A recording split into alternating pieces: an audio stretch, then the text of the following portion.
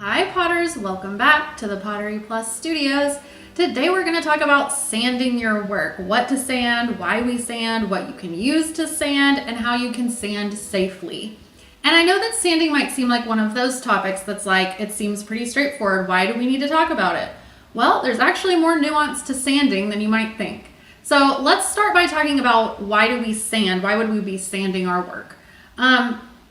So we can use sanding tools to refine the surface of our work and get out things like fingerprints, like, I don't know if you can see it, but there's like a little notch in this part of my pot that I would maybe kind of want to smooth out and get rid of.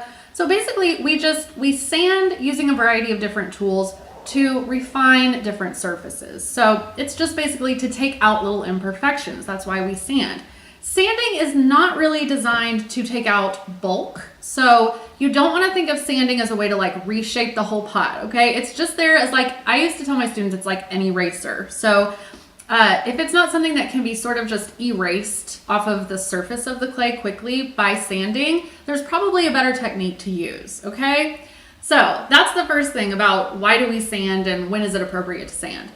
Next, I wanted to talk about the state of the clay in which you should be sanding. And I say should kind of delicately because different people like to sand their work in different states, but I'm just going to give you a general rough overview of how the clay responds to sanding in the different states that it's in, okay? So I think that Greenware is the easiest to sand, and that is because it has not gone through any curing yet.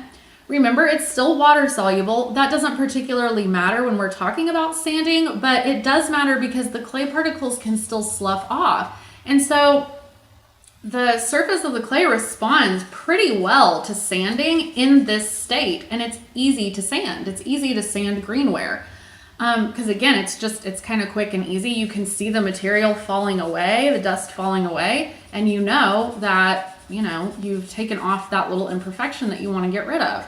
Now, sometimes people will sand bisqueware.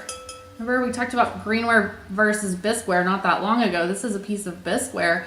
It doesn't respond as much because it's gone through that first bisque fire, that first part of the curing process. And so it has so little give to it that sanding the same thing on a piece of bisqueware that you could sand on a piece of Greenware, it would just increase the time, I feel like, in an unnecessary way if you chose to wait to sand until your piece was bisqued.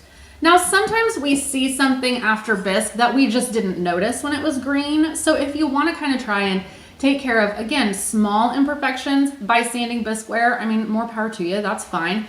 But just know the material at this stage is so much more durable that sanding is just going to be a little tougher to accomplish, especially if there's a lot of sanding to be done. I would say in that case, skip it, live with the mistake, and don't spend your precious studio time sanding bisqueware because it's just going to be frustrating and very time consuming and painstaking to sand bisqueware. Okay, again, that's my opinion. I know some people sand bisqueware and I love you, more power to you. You do it however you think is best. But yeah, I've just seen people kind of struggle with that in the studio and just, kind of try to help them know that you don't have to sand your bisqueware. Glaze is going to kind of cover some imperfections, things like that. So it's not bad. It's just not ideal. Okay.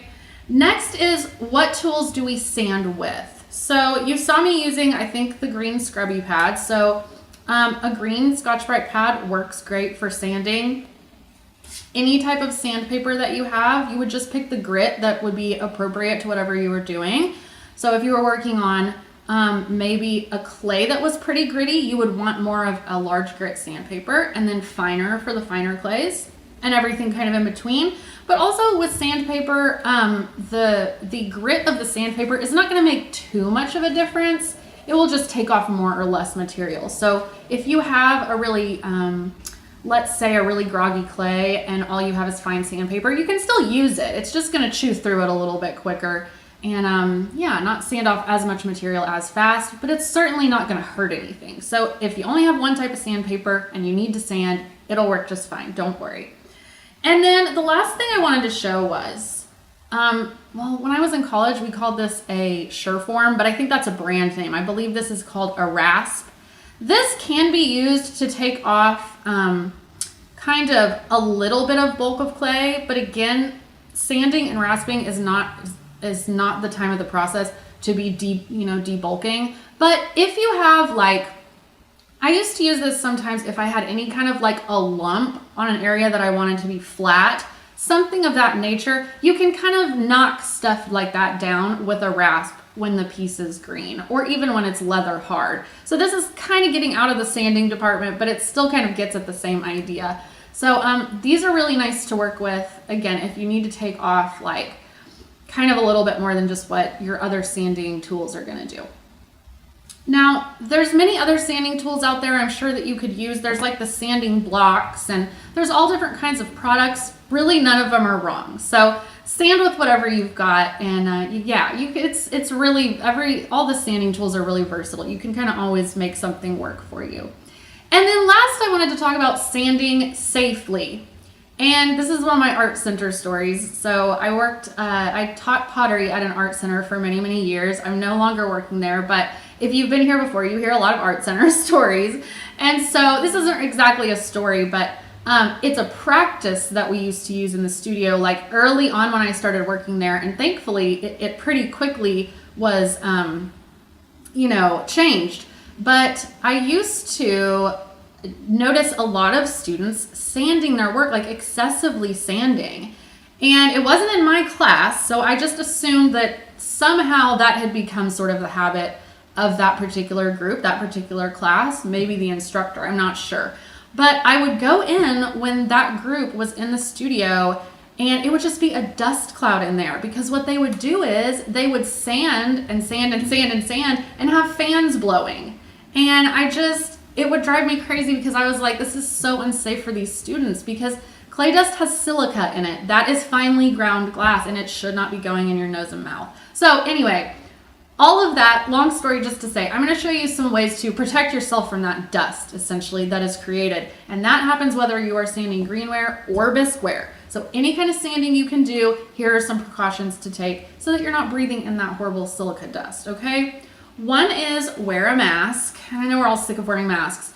But really, it's only going to be helpful for you if you have an N95, because N95s have this little filter here that it's designed to filter out like very fine particles, which is what silica dust and clay dust has in it that's bad for you. So a regular mask is not really going to help you very much. But if you don't have an N95, there are some other things you can do to sort of minimize the amount of dust that's getting kicked up in the air. Because I don't know if you could see it earlier falling down, but the dust is very light and fluffy. So any little breeze that hits that dust, it carries, and it takes a long time to settle. And so it's kind of all around you and you're breathing it in. So a few things you can do.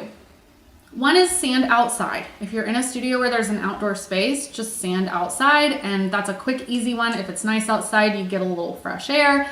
And that's one way that you can avoid being kind of trapped in a space where that dust is hovering around you. That's one thing you can do. Next is, as you're sanding, don't, like I was saying earlier with the fans, try to be out of a place where there's a draft or an airflow. So what you want to do is you want to sand and let it fall straight down onto the table, and don't blow on it or anything like that. Just sand and kind of keep it still and keep it out of a draft or anywhere where there's air blowing. And again, don't blow on it with your own breath. It's so tempting to go and blow the dust, but try to break that habit. So once you've sanded and you're feeling good about your surface, you'll have some dust on there though that you will need to sort of remove. So this is what I like to do. I take a brush and I just brush it down. Okay. You can also tap, but tapping with greenware can get pretty dicey sometimes. So I just brush the excess off. I let it fall to the table. And then you do have a pile of dust that you have to kind of deal with, but you can do that relatively safely by just spraying your pile of dust.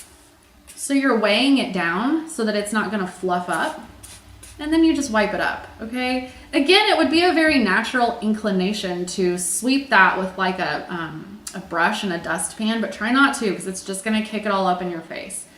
For dust on the floor, this is probably pushing for a lot of people who are working in a home studio, but you can always get sweeping compound. It's kind of like It's kind of like sawdust with like a little bit of an oily ingredient added to it. So it kind of binds the dust and again, keeps it from fluffing up into the air like we know our clay dust likes to do.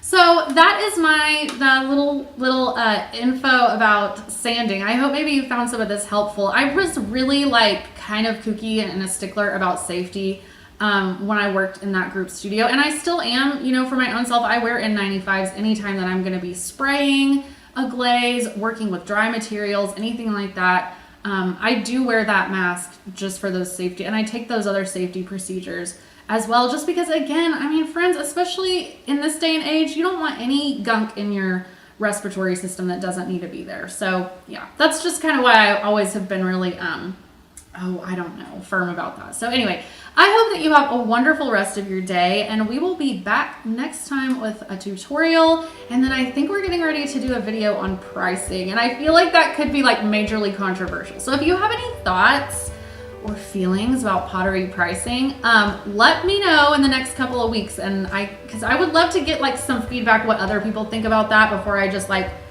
blurt out all my silly opinions. Okay, so we'll see you in 2 weeks. Have a lovely day. Thanks for joining us. Bye.